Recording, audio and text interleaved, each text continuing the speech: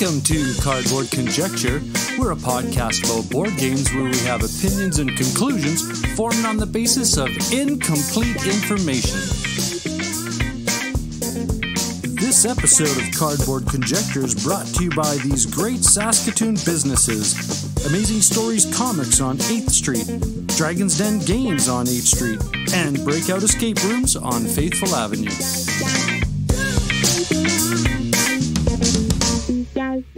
Welcome to Cardboard Conjecture. I'm your host, Norm. I'm Ryan. And I'm Ian. And on this episode, thinking, doing, playing board games, we got a lot of cool stuff. And Ian, it is the Mechanics series, and it's your turn. So what is on the menu? Well, we're going to have a special guest this week. Mike Holmes is coming on to talk about tile laying.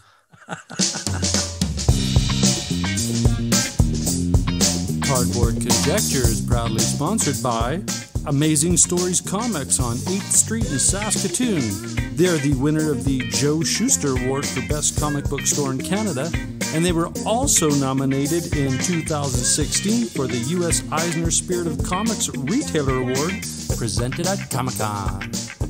Amazing Stories' amazing collection of comic books, board games, puzzles, and collectibles can be found in their store or on their new online website. And we're back. This is Cardboard Conjecture. We're going to go into thinking, doing, playing board games. And Ian, you have a very interesting title. Yeah, I actually played a new game. A game from 2020 even, that new. Whoa. And it's a game that I haven't played yet. I haven't played it either. No. That's why I was like, I want to hear this right away. Yeah, it's called Santa Monica, and it's a neat little game where you're building up a beachfront. And so it's kind of one of those more laid back, Sunday afternoon type games. And you're building your beachfront in using cards, like location cards. Yeah. And you've got two rows of cards. There's the boardwalk and then the beachfront itself. Cool. And each card has little tags on them. And what you're trying to do is get combinations of these tags. And you're also trying to get people into different spots on the cards. And so like you want a couple of people to go play beach volleyball and a couple of people to go surfing and a couple of people to go to the bike shop. And if you can get your people into the right places by the end of the game, you score a heap load of points. But if you don't, you're actually going to lose points if all your tourists are just wandering around with nothing to do. I'm checking the cards look cool. The artwork is great. Yeah, the artwork is really, it's just like fun artwork, right? It's one of those things you can look at and just kind of pick out the little details in the little crabs on the beach and stuff like that. Yeah, it kind of reminds me of almost like a old school, like 8-bit Nintendo, but just like a little bit cleaner. Yeah. I'm kind of looking at it, and I know it's not the same kind of part of the country, but it kind of gives me that King of the Hill feel. Okay. You know what I'm talking about, or am I showing my age? Oh, I know what you're talking about. Like the artwork style, that artwork style, right? That cartoonish kind of, yeah. Cool. Yeah. It's a neat game. You can build ice cream shops and stuff like that. It's a 2 to 4 player. Obviously, we played it with 2. Josh Wood is the designer, and it's not like an overly complicated game. It took us maybe half an hour, 40 minutes to play. It's neat. Like, I don't really have anything very similar to it. Okay. With the way that you're playing the cards. There's lots of games where you play the cards that will determine how you're going to score points, right? Yeah. So like you have to accomplish this goal and this goal to score points. But then the cards are also a big part of the spatial element itself. Mm-hmm. And there's the movement aspect of having to move the people around the cards. That's pretty neat as well. So I like it quite a bit. I'm happy that I picked it up. I'm having a look at it, and I'm kind of digging the idea that you build your worker placement tableau. Is that if I'm getting the sense of it? Yeah. Cool. I mean, it's not, I don't know, worker placement's not the way to go. It's just that you're trying to get people to certain spots. Yeah. I guess so. Okay. Yeah. when you play the card, you'll trigger the action that happened. Like there's an immediate, you get this and this and this once you play down the card. Yeah. And then it's also got here's the way you can score with this card if you can do that by the end of the game. Oh, cool. I haven't seen anything.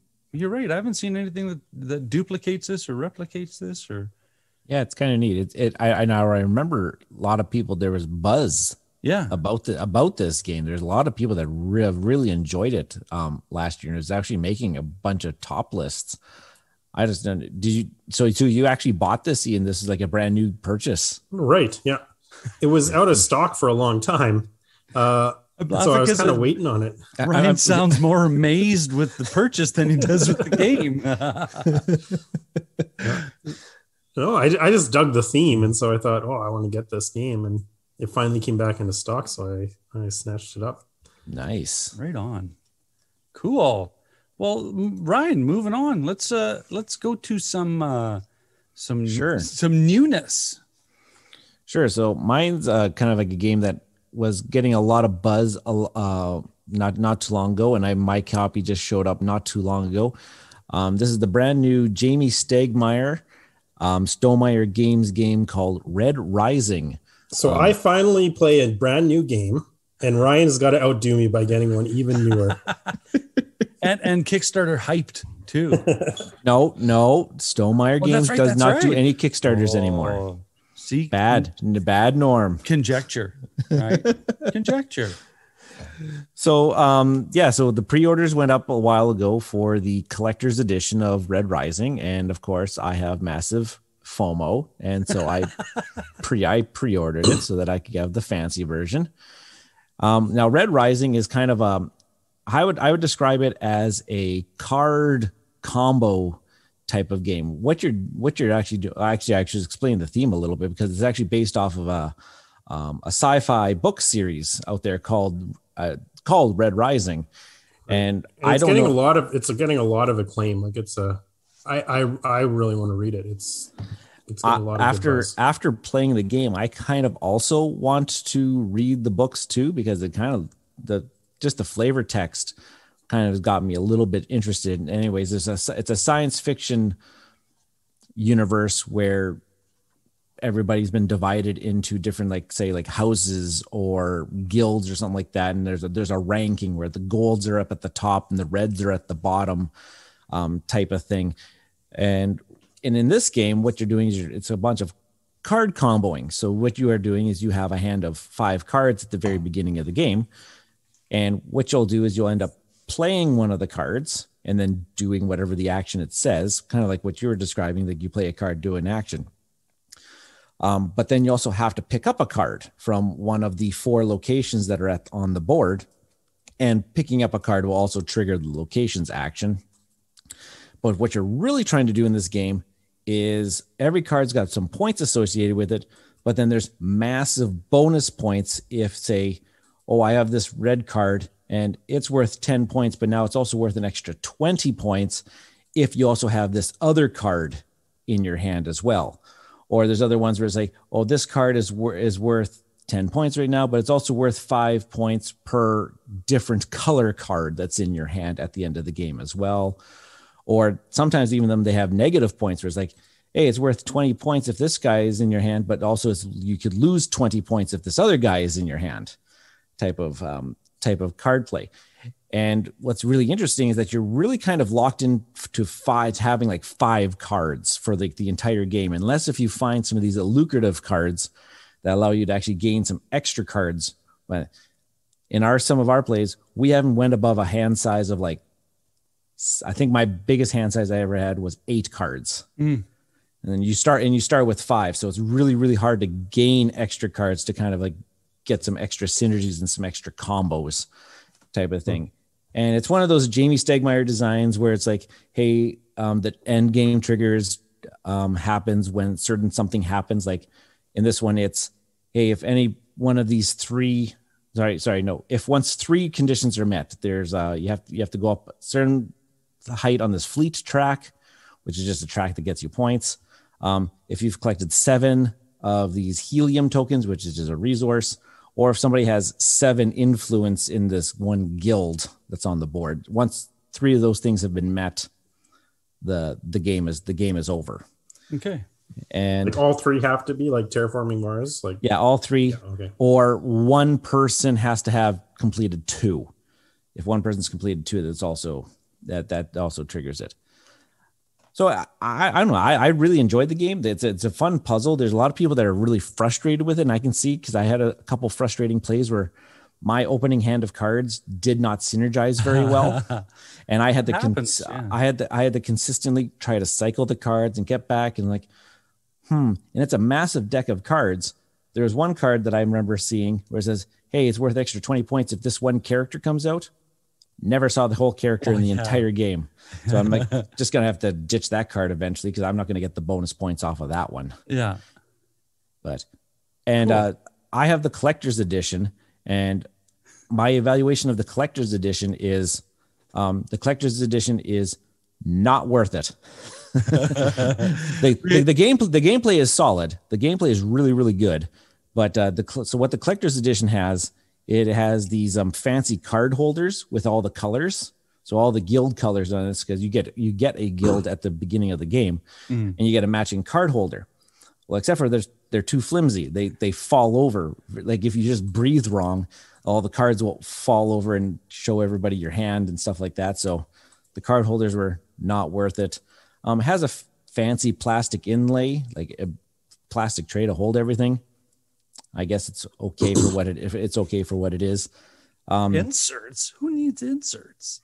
The gold faction and the yellow faction are very close.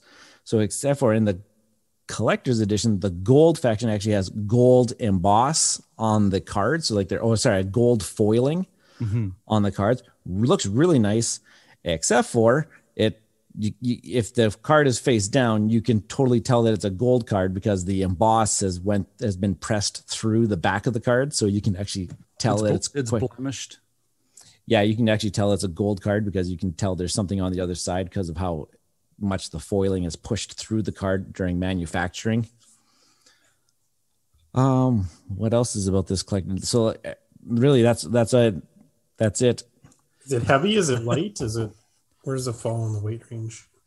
This is, I would say, a light medium type of game. Like the gameplay is light enough. Like you're only doing what I said. You're playing a card, then picking up a card is what you're doing on your turns, and you're just trying to find that synergy and finding those combos to try to score you all of your points. There is lots of text on the cards and no iconography. So that's a thing. So you're always going to spend your very first hand reading all 5 of your cards, seeing what do they actually do when I play them, and just kind of inventorying all the card abilities. Yeah, trying to sense a synergy. And lots of the things are kind of like very similar in nature. Like they probably could have came up with some iconography, maybe, but there's boatloads of different effects. I don't know if they could actually. It sounds like a game where you have to pivot tactically a lot, depending on what you start pulling out of the deck.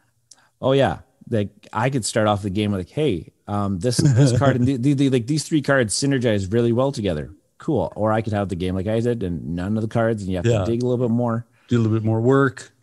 And there is a mechanic where once you are maybe happy with the synergy of the cards you have, you can just start drawing cards off the top of the deck just to trigger actions, just to try to kind of start pushing the timer on the game because you've got your synergy already. Anyways, I don't know. I really enjoy the gameplay. It's a fun puzzle, minus the fact of the couple of things on the collector's edition. Now there's a retail edition's coming out really, really shortly here, I think, and then you can also buy a collector's edition upgrade pack. And I'm going to offer my opinion here that you do not need that upgrade pack to enjoy this game. No, not one bit. All that superfluous. Yeah, am I saying that right? I think they're Am I using this in the right context? You don't need all that stuff to enjoy this game. It's a good enough game just as it is. Cool. Well, I'm gonna wrap up this segment with one of my favorite because first of all, Mel likes to play it, so that's awesome. And it's Dragon Castle. designed by Halmar Hack, Luca Ricci, and Lorenzo Silva, published by Simon or Come On, GIF. It's GIF. Come on. I know, it's Come On. Come on, man. Come on. Yeah. Cool minis or not. Come on. Come on. It is the easiest way to start the conversation on this is take the game Mahjong and give it a little bit of a Euro spin where, so what it is a pile of Mahjong tiles are stacked up and prepared in front of you, depending on what kind of starting temple you want to build. Now, to back up a bit for those people who don't know what Mahjong tiles are, it's I believe, as it says here in the notes here, Dragon Castle is a game freely inspired by the traditional Chinese game Mahjong.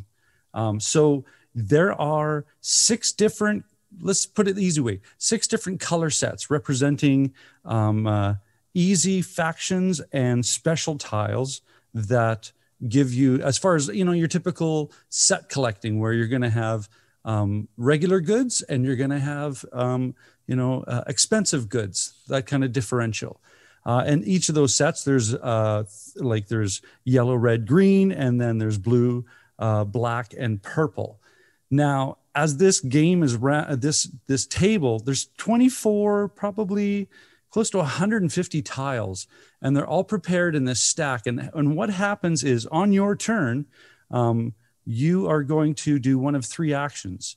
You're going to take a Mahjong tile. You always start with taking a Mahjong tile off the top layer, and then you can either ditch it for a point, or you can take a shrine, which is basically the architectural roof that you see in most of the ancient civilization Chinese architecture, or the one that most happens is you take a tile off the top, and then you take a identical matching tile anywhere off the rest of the pile, as long as it respects the rules of selection. And I think has to have a long side showing. And so what you do is you take all of that and you bring it onto your board, and you're starting to build your own little temple in your own little region. And it's such wonderful set collecting and caching, very similar mechanism wise to Ticket to Ride, right? You're collecting cards and then you cache them. And in this case, when you cache them, it's called consolidate.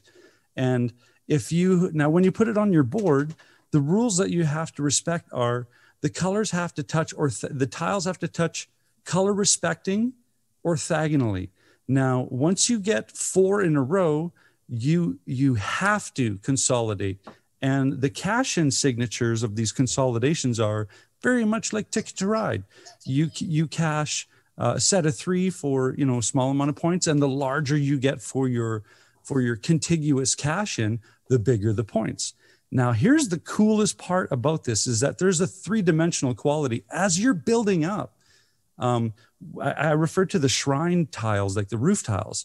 Those are your end of game cap points. If you can have a shrine that is 3 tiles high and you cap it off, depending on its color, you get, not depending on the color, but depending on its height, you get a certain amount of end of game points. So it's such a cool puzzle to solve. It plays great at 2 players. It plays great at 4. And I think it goes to 4. Now, again, the base game is awesome. They have cards where if you, like the spirit cards, dragon cards, spirit cards are a rule breaker. So you pull a card and go, oh, this time you can go, it gives a little kind of minor rule break to change the strategy. And then the other card is end of game scoring conditions, where it adds another, kind of condition so that you can start chasing different ways to score points. And as I said, we still just play the base game because it's so good. This episode of Cardboard Conjecture is proudly sponsored by Dragon's Den Games, located in the Louis VIII Mall on 8th Street in Saskatoon. Swing by Dragon's Den Games and let Darren, Al, and the awesome staff help you out in search for great board games, role-playing games, miniature systems, and all of the related accessories. Be a part of their gaming communities that have scheduled events in their great gaming area. Dragon's Den Games, Louis VIII Mall on 8th Street in Saskatoon. And we are back. This is Cardboard Conjecture, and we are on the topic of interest, the mechanics series. And this time we got some handyman work, Ian. Yeah, we're going to be talking about tile laying games. Tile laying games. Wait for a special effect. Wait. That was my cue. We're laying tile all night long. We should not have waited for that cue. All right. Well, take us through your tour guide. Hey, David Wilcox is a Canadian treasure. He's an icon. All right, so I'm gonna set up a structure here, and then we'll talk about it. You guys throw in games that you want to talk about where appropriate. I know Ryan made a list of every game I've ever played as his games he wants to talk about. So and this one, and this one, and we can talk about this one. So let's start with the definition. So what is a tile game? How would we define it? So I kind of came up with one. You guys see what you like about it and what you want to change about it. I agree. Oh, sorry. That's a little premature. I just said a tile laying game would be a game that involves acquiring tiles. And usually they're square or hexagon seems to be the way to go there. And if you know your math tessellations, you'll understand why. And then placing them into strategic spatial designations, and that's the definition I came up with. Yeah, I'd agree with that. There always seems to be a spatial piece to most of these games. I wouldn't say all of them, but most of them I always have some sort of, hey, if this is next to this, or you have to continue a pattern, or you have to. Yeah, I was gonna say there's a continuity connection. Yeah. Right. Yeah. The poster child, of course, is Carcassonne, which is one of the huge hobby games. Yeah. That we've had in the last 20 years. I mean, you put it in the same echelon as Catan and exactly. Ticket to Ride. Yeah. Yeah. So Carcassonne's kind of the poster child. When we're talking about tile laying games, I would say there's two areas that the tile games can adjust so that they make themselves unique and make themselves stand out. And so the first one I want to talk about is how the tiles themselves are actually acquired. So Carcassonne is just a random draw, right? You just draw the tile and you have to place it. Where you place it is what's important. So it's just a random draw. But you also have things like markets to acquire the tiles. Mm-hmm. And two that I came up with here are Alhambra, which has an interesting 4 different places, different currencies that you can buy your tiles with. And then Suburbia, which has the market that gets cheaper as the tiles go down. Right. And then I also put auction on there, and then I couldn't actually think of any for auction off the top of my head.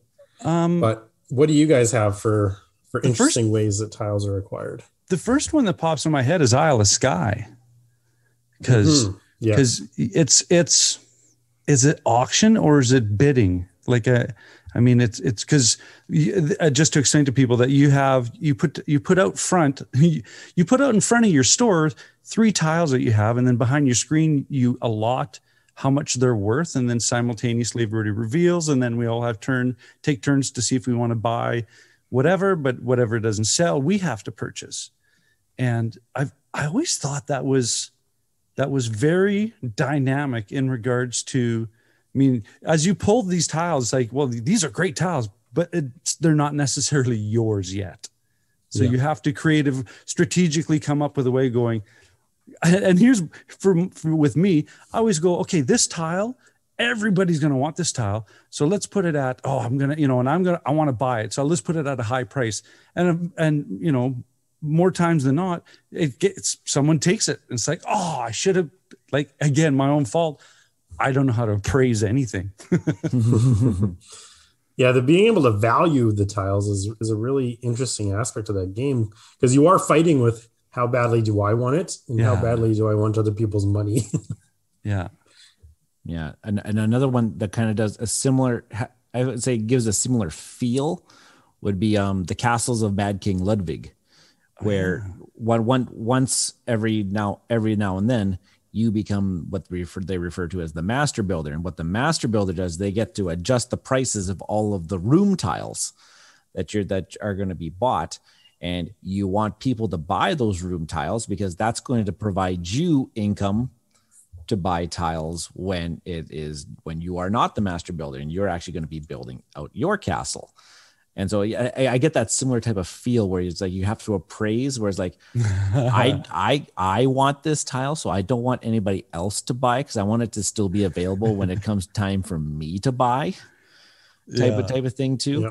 And you don't know who's got deep pockets. Yeah. And Castles of Mad King Ludwig actually falls into one of those categories where the tiles themselves aren't perfectly square. They are larger shapes, but you have to match up the openings, which are like straight line segments and kind of are kind of square-ish. Yeah, that continuity where they join. But there's large rooms, there's small rooms. They're all kind of like funky shapes and different takes on like squares and hexagons and octagons and circles and Now here's a curious question, and I can't remember. You guys can tell me if this works now. Would Azul be considered a tile placement game?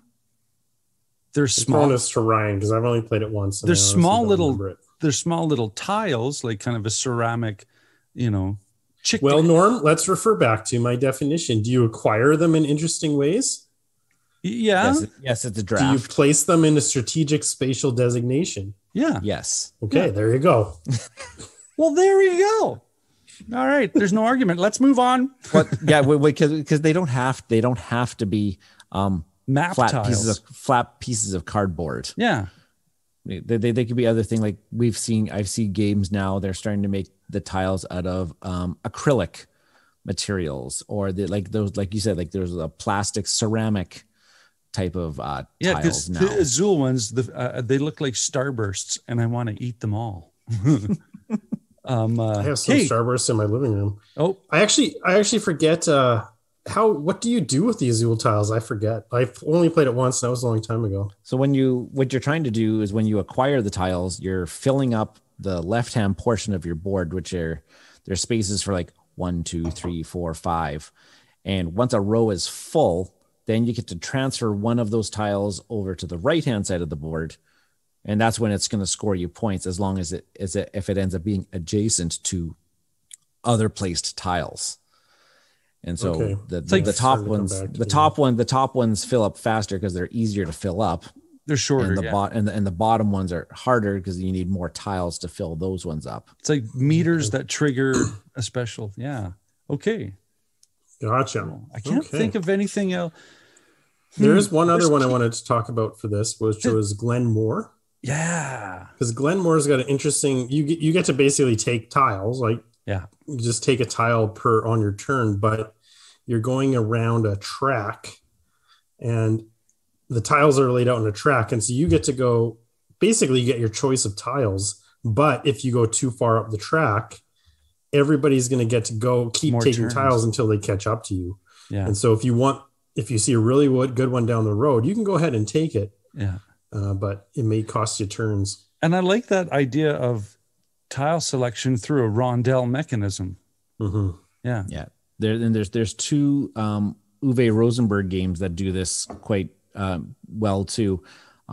Patchwork and Nova Luna both have the same mechanism of in Patchwork, you get to select one of the next 3 tiles wherever the piton is, and that one has the economy, where as long as you're acquiring buttons and you're moving up on a track, and if you are still behind in that track, you still get to select tiles to place down your board. Nova Luna does the same thing, except for there's no like button currency in Nova Luna. It's just like how far do you get to actually go forward. If it's a very valuable tile, you actually have to jump far ahead, and not as valuable tiles, you don't advance very far. So you can take a valuable tile, jump far ahead, but then it's not going to be your turn for quite some time again. I call that the Takedo movement mechanism. So what do you guys think? Now, here's another kind of quirky, because we're talking about acquiring these tiles, right? We're still on that? Yeah. Mm-hmm. Okay. Galaxy Trucker. That's a very fun way of acquiring tiles. Now, again, I'm pretty sure you guys have played way more of Galaxy Trucker than I, so you guys take it on describing to the listeners what's going on in that one. That one's just 1, 2, 3, panic. Go. Ryan, go ahead. Oh, sorry. Okay, I was pitching to me. Yeah, Galaxy Trucker is a really fun one because it's what you're doing is you're acquiring your tiles in real time with the other players. Panic. And so what you're essentially doing is you just grab a tile, bring it over to your board, flip it over, and see it. Does it fit on my board? And if it doesn't fit on your board, you can either save it or you can just pitch it back into the big massive pile of tiles in the middle of the table. And you're doing this, like everybody's doing this in real time. And ultimately you're all trying to build your own spaceship to take it out on its course. Oh yeah. It's got all those things that Ian said, that there's the spatial part where you have to match up connectors, and rocket boosters can only be placed in certain configuration. Guns can only can do this thing. There can't be anything blocking a gun. There can't be anything blocking a rocket booster. They have to be powered. You have to be powered with batteries. Oh, you have to have crew. You have to have storage. And the timer. That timer just triggers my panic. Well, we talked about this way back in the past with the real time games, especially when we were doing our interviews with Travis Jones and his Pendulum. This one does induce mass panic when people start flipping over the timer and like, I have nowhere near completing my ship. And it's fun too, because there's a stage right after everybody's done building their ships. There's the check stage where you have to check everybody's ships to see if they actually were built properly and there's no loose connections or things, because one misplaced tile could actually destroy your entire ship before you even start to play the game. Yeah. Your engines are hooked up to nothing. So I thought that was pretty unique, because I don't know too many that have that real-time mechanism involved. What I really like about that is that the players determine when you're done. Oh yeah. When somebody's got to make the decision, this is as good as it's going to get. Yeah. Because that timer, if I recall correctly, the timer can run out, but until someone flips the timer. Yeah. So the timer can just sit there and you can be puttering away until someone flips that timer. Yeah. The timer has to be flipped 3 times. Yeah. Yeah. Oh, at the end of the third flip, that's when it's you're done. You're done. All right. Okay. Yeah, I'm getting flustered. You're right. I'm getting flustered just thinking about building my ship. I want to play that game again. Well, there's a new edition coming out. Ooh, that's right. Brand new edition, cheaper edition too. They made a couple streamlined. And that wasn't a segue to like an ad or anything. It was just happenstance. All right, Ian. Okay, so let's talk about the second major part, which is how the tiles are placed and what that does for the game and for you as a player in the game. I want to just quickly touch on the idea of you can actually do this in 2 different ways on where the tiles go. I would say they're separated into a collective board creation, which of course is what Carcassonne is. Everybody is contributing to the same board and putting tiles all in the same spot, versus a personal, which I think is probably the more dominant in numbers of games. So this would be something like a Lumbra, right? Where you're making your own personal little area with where you take your tiles into your spot. I was trying to think of other collective ones other than Carcassonne. I got one. What you got there, Ryan? Classic Suro. Yeah. Everybody's and so what if people don't know what Suro is? It's kind of like based off an old Japanese gambling game where you're placing down tiles, but you also have a marker. And so you always have to place a tile such that, and they got these interwinding paths on all these tiles, but they always end up in the same configurations, like on the edges of the tile, so that all tiles are always going to match up with one another. And you always have to place the tile so that it's going to progress your piece along a certain pathway. And eventually all the other players at the table, it plays up to 8 players, which is very chaotic. And that's a good word. That's a word. Yeah. And eventually the tile that you place is not going to only just advance your piece, but it could also start advancing other people's pieces. And you kind of got to make sure that you kind of follow the paths. And then if 2 pieces ever run into each other, they're eliminated from the game. Or if you make another player's piece fall off the edge of the board, they're eliminated. And then eventually there's hopefully there's only just one player left standing at the end of the game. Suro is a fantastic classic, I would say, in tile laying. Yeah, it has great spatial reasoning. It really is. Yeah. I have something to contribute to this common creation of a board. Now, again, maybe not. Terraforming Mars. You're all putting tiles onto this Mars map, and you're creating and you're developing. And sometimes you don't want the volcano over, or sometimes you don't want, right? I mean, it just moves around. Yeah. Yeah. Terraforming Mars is an interesting one too, because the tile placement isn't the main mechanism of the game. No, but it is a game that incorporates something like where you place those tiles does matter. Yeah. Because I was just thinking, if I can lose the game because of it, then it matters. And I've lost the game a lot of times because I didn't put out enough cities, or I didn't put out, you know what I mean? So, yeah. It's another good example is Acquire. Oh, where you basically have like a hand of tiles, and you can decide which ones you're going to place out. But it's all collective. You're building these hotel chains, and the hotel chains grow in size based on the clumps of tiles that you have on them. I love that game. And you can, of course, merge. If you've got the right tile, you can merge 2 companies, and those. Or you it's can always interesting. Buy stocks, and then and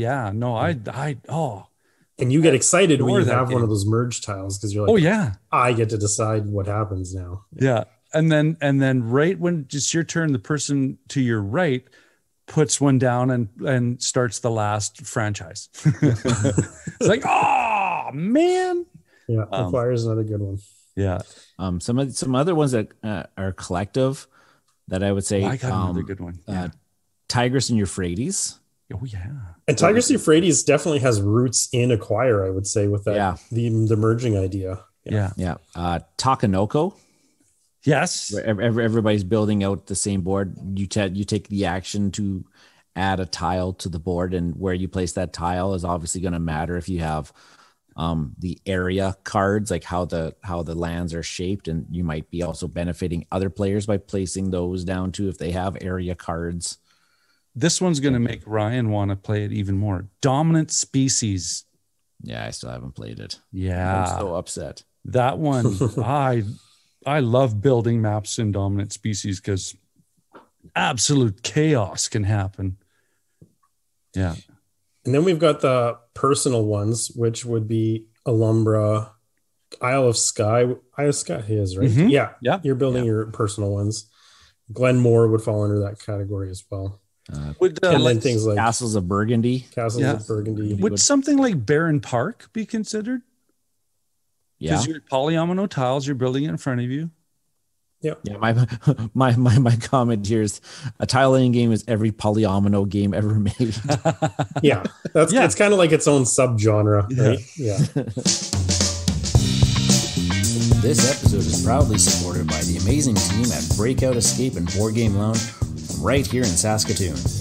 Using industry-leading technology, Breakout Escape's escape rooms are all 100% uniquely designed by the team, ensuring their patrons have maximum fun while staying safe. As well, they are a fully licensed board game lounge with over 400 titles to select from to ensure fun for every gamer, new and experienced. Be sure to check them out at breakoutsask.com. At Breakout Escapes and Game Lounge, they believe that life is more fun when you play games. So let's talk about the different things that players achieve by placing their tiles. I came up with 3 main ones, and then you guys can add to it as well and kind of talk about highlighted games, I suppose. So I said placing workers on the tiles, which of course I thought of Carcassonne, right? Yeah. And what did those workers do on the tiles? Scoring points according to neighboring tiles. And the first thing that comes to mind is Suburbia. Because Suburbia is all about that. And then scoring points according to overall tiles, which would be like the Alhambra type scoring. Who's got the most of this type of building and who's got the most of this type of building. I would say those are kind of the 3 main ways that tiles are used. Other than building the for them people to build out the map. Yeah. Because I would say one of the things I was trying to think of here is Castles of Burgundy, because all of the tiles, all the different colored tiles do something different for you in the game. And that's a good one. Yeah. The tile placing themselves as the action.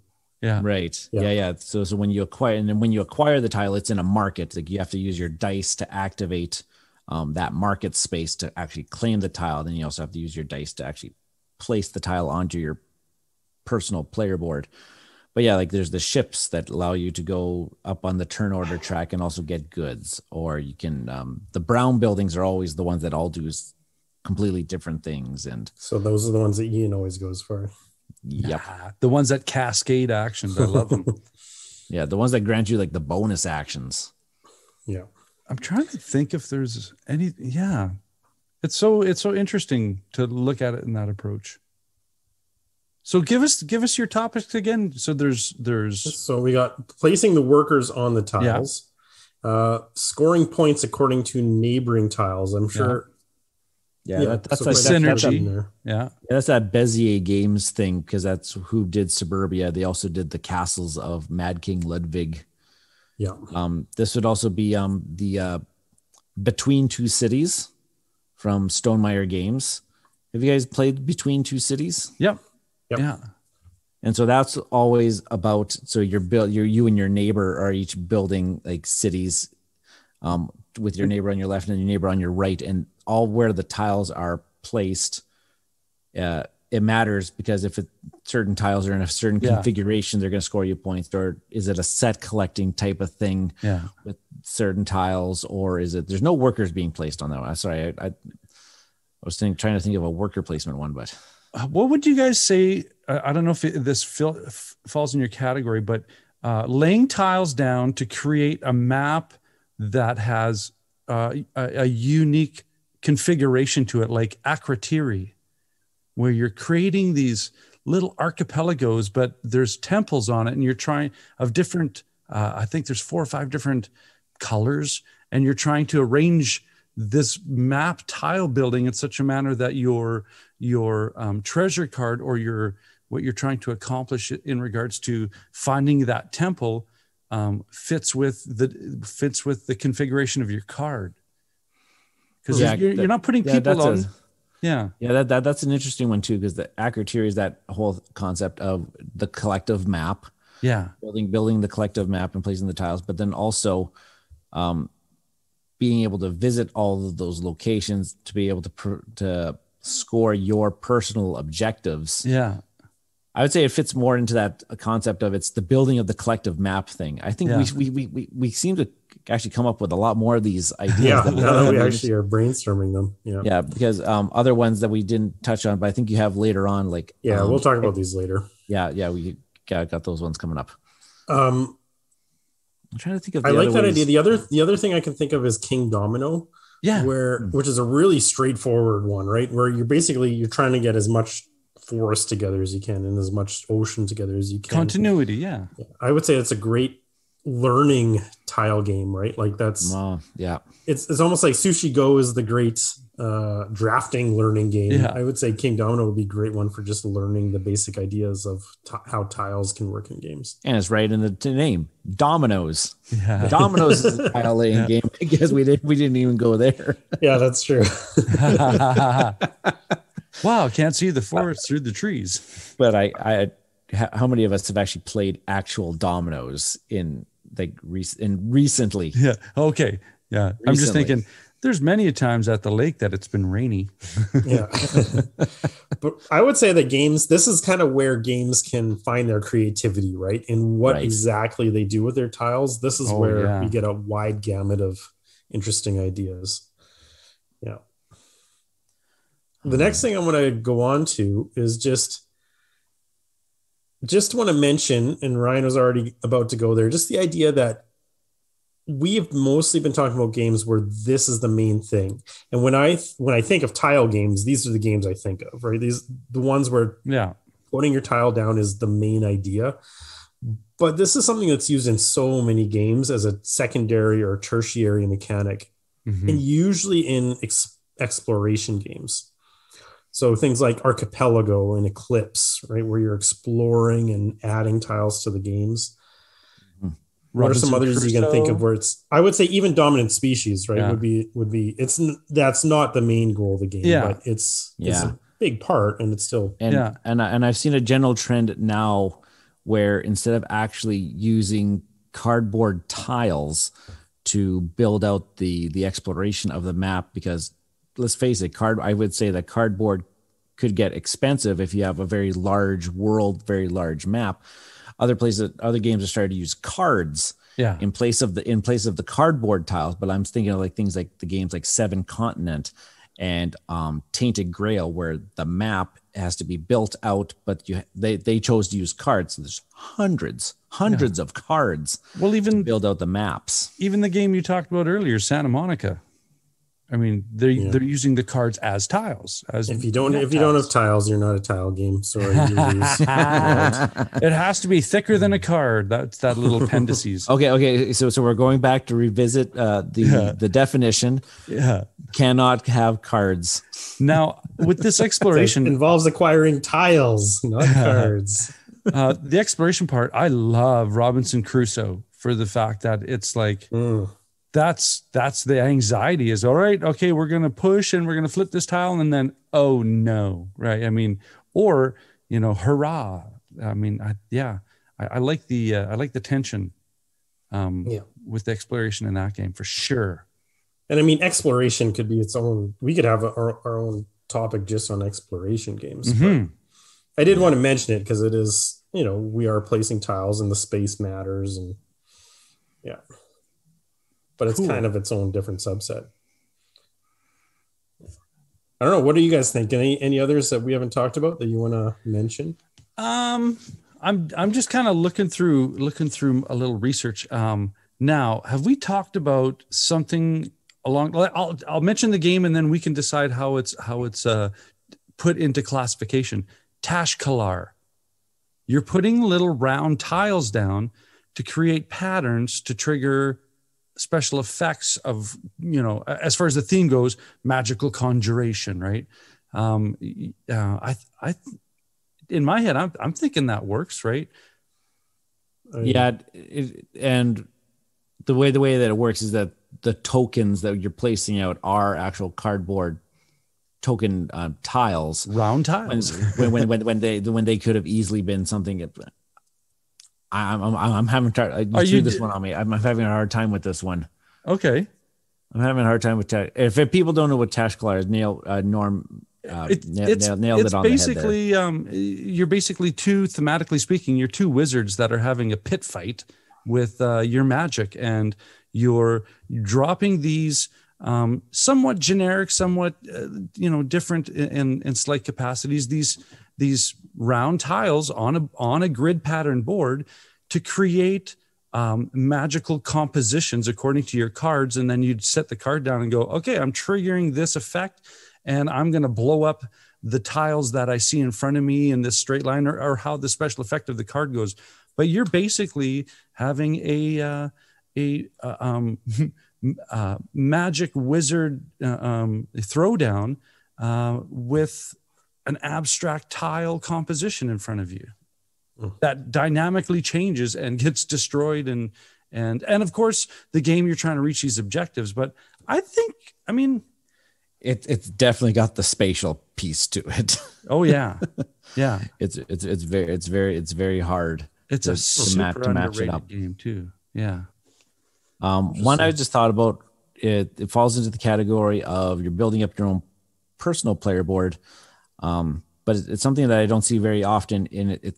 The game's called Gingerbread House by Phil Walker Harding, the same guy who did Barren Park, another polynomial type. But this one in Gingerbread House, they're domino-like tiles, like they're just two squares. But the whole purpose of the game is building up, like stacking the tiles on top of one another. When you stack them up, it triggers what resources you get, and then it just ends up being a whole set collecting type of game by cashing in those resources to fulfill recipes, essentially like gingerbread recipes and stuff like that. But there's the whole spatial aspect of covering up and being able to stack. And you can't stack two tiles together unless you can't have them like fall lopsided. They have to be able to sit flat.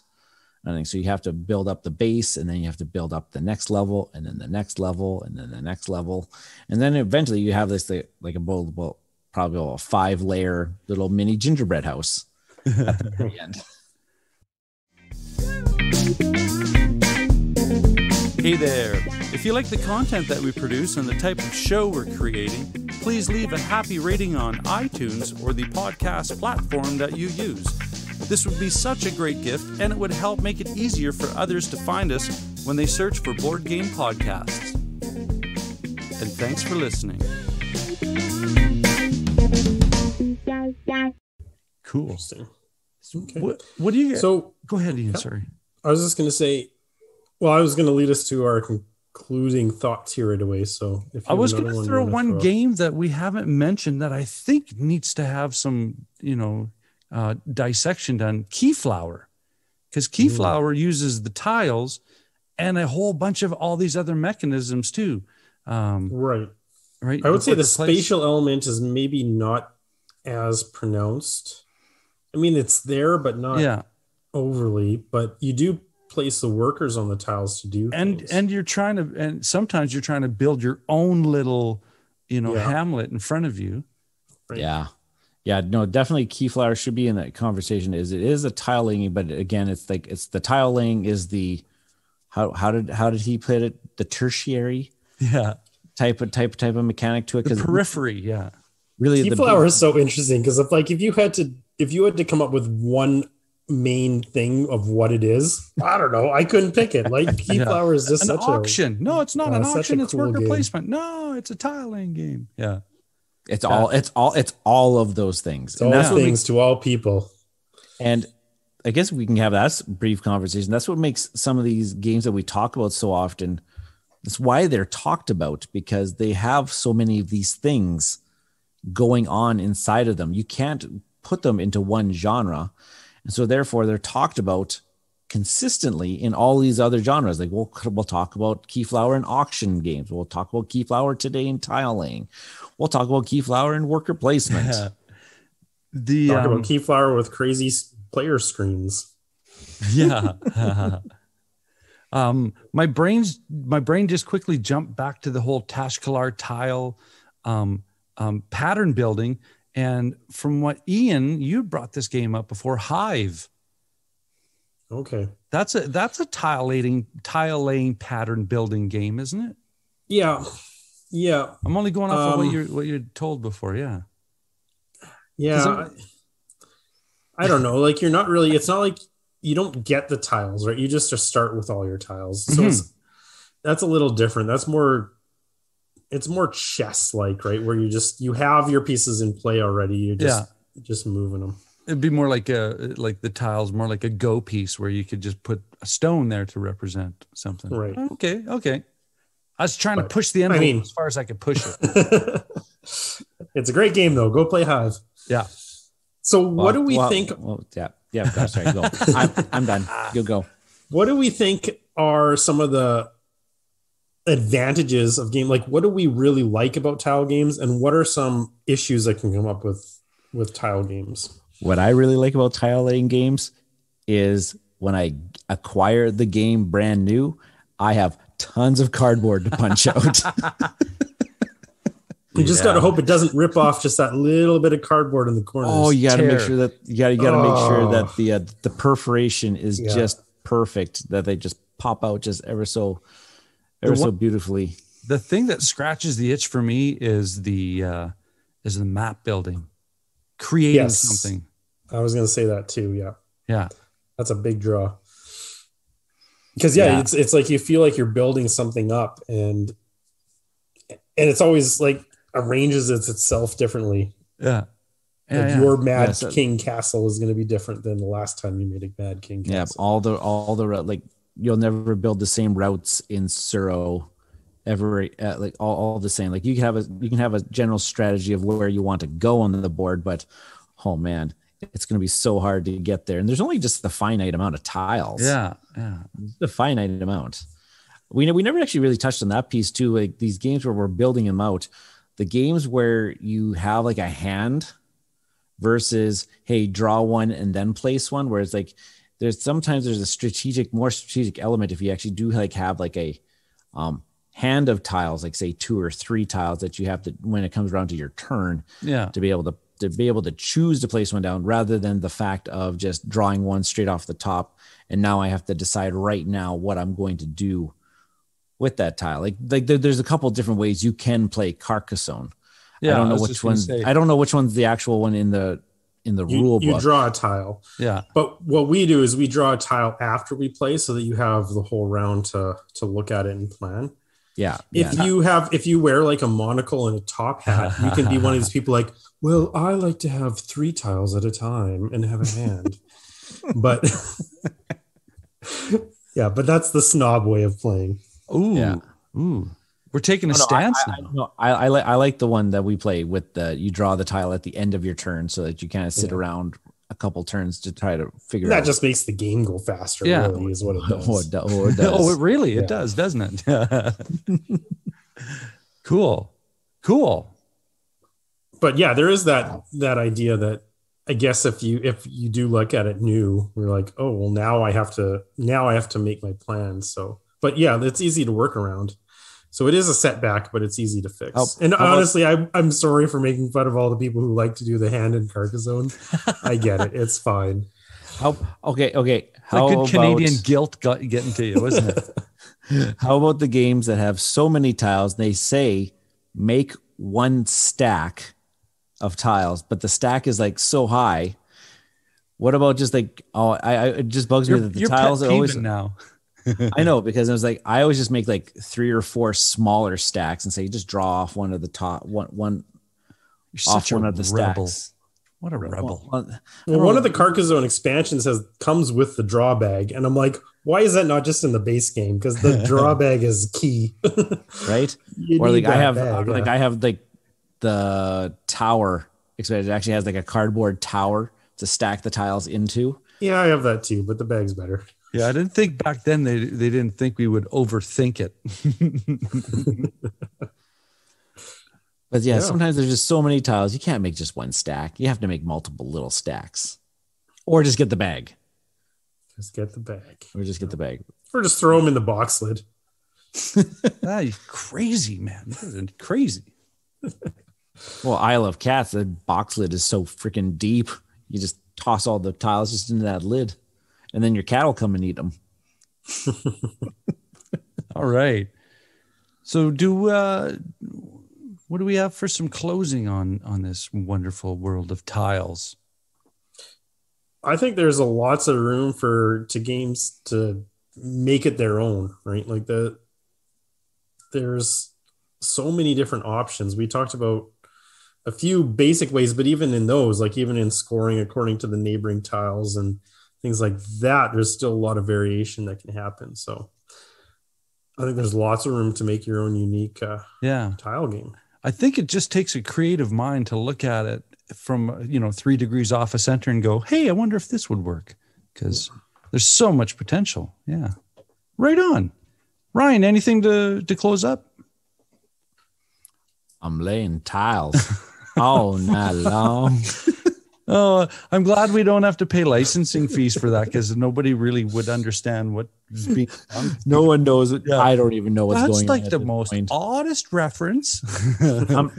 I'm 2 beers in. Come on. Yeah.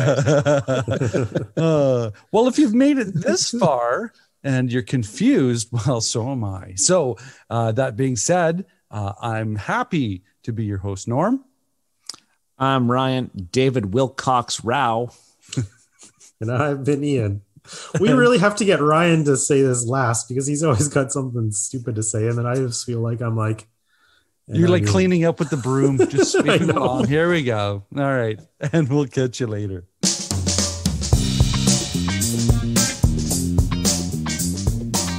This has been an episode of Cardboard Conjecture, and we are Bridge City Board Gamers.